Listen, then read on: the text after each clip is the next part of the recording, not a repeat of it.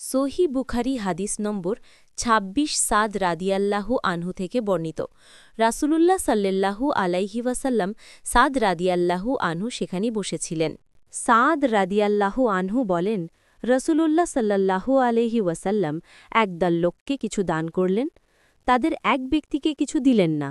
সে ব্যক্তি আমার কাছে তাদের চেয়ে অধিক পছন্দনীয় ছিল, তাই আমি বললাম, ইয়া রাসূলাল্লাহ সাল্লাল্লাহু আলাইহি ওয়াসাল্লাম, অমুক ব্যক্তিকে আপনি বাদ দিলেন কেন?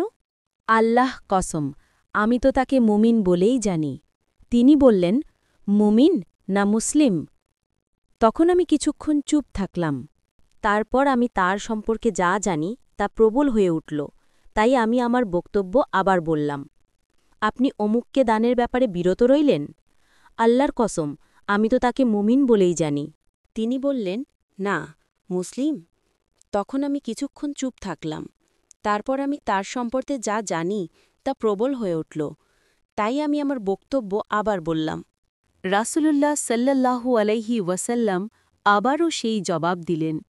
তারপর বললেন, সাদ, আমি কখনো ব্যক্তি বিশেষকে দান করি, অথচ অন্য লোক আমার কাছে তার চাইতে বেশি প্রিয়। তা এ আশঙ্কায় যে সে ঈমান থেকে ফিরে যেতে পারে, পরিণামে আল্লাহ তাআলা তাকে অধোমুখে জাহান্নামে ফেলে দেবেন।